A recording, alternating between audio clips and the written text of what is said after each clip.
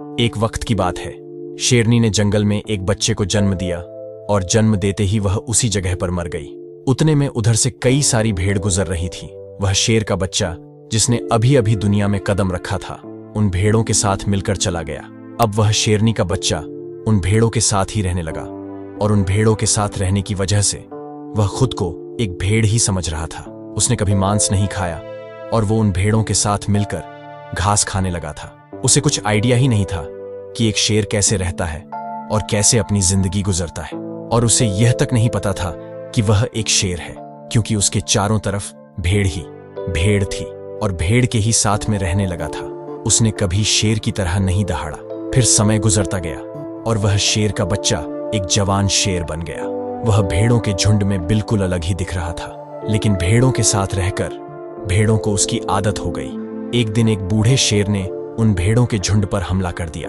जब उस बूढ़े शेर ने भेड़ों के झुंड में उस जवान शेर को देखा तो वह हैरान हो गया। उसे अपनी आंखों पर विश्वास नहीं हो रहा था। उसने देखा कि एक जवान शेर भेड़ों के साथ घूम रहा है।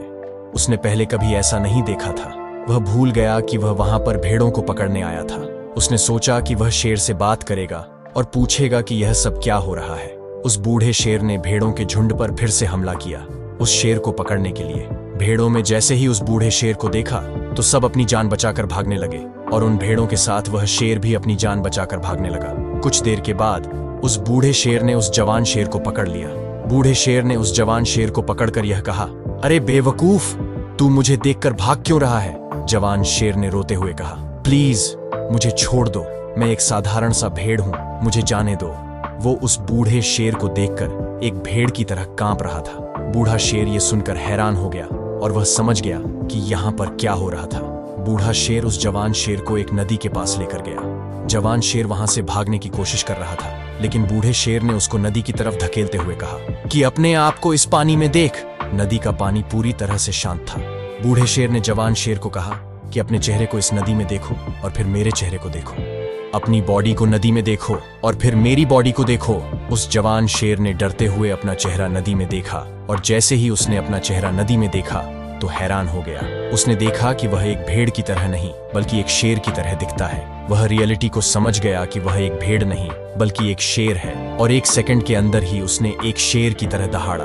उसकी दहाड़ को सुनकर पूरा जंगल कांप गया। उसने अपने आप को पहचान लिया, अपनी पावर्स को पहचान लिया और तभी उसने अपने आप में एक ऐसी एनर्जी महसूस की जो उसने आज से पहले कभी नहीं की थी। फिर उसने सोचा कि एक भेड़ की तरह जीना रियलिटी नहीं थी, वह सिर्फ एक मेंटली कॉन्सेप्ट था, पर अब वो रियलिटी को जान चुका था। तो दोस्तों, इस कहानी से बहुत ही डीप मैसेज निकलकर सामने आता है। अपने अंदर से उस वीकनेस को निकालो जो आपके अंदर झूठ बोल बोल कर बैठा है। आप भी एक शेर की तरह हो जो भेड़ों के बीच फंस चुके हो। आपके आसपास जितने भी लोग हैं वह आपको ये फील कराते हैं कि आप अपनी लाइफ में कुछ नहीं कर सकते हो, क्योंकि कहीं ना कहीं आप भी उनके साथ रह रहकर उनकी तरह बनने की कोशिश करते हो। आपको इस भीड़ से अलग खड़े रहना है और अपनी पोटेंशियल, अपनी पावर्स और अपनी एबिलिटी को पहचानना है। और जिस दिन आप अपनी पावर्स, अपनी एबिलिटी को पहचान लोगे उस शेर की तरह, तब आपको दहाड़ने से कोई भी नहीं रोक पाएगा। कृपया इस कहानी को अपने बच्चों और दोस्तों के साथ आवश्यक शेयर करें। आपको सकारात्मक बनाए रखने की मेरी इस कोशिश को लाइक करें और मोटिवेशनल लिनय यूट्यूब चैनल को सब्सक्राइब करें। धन्यवाद।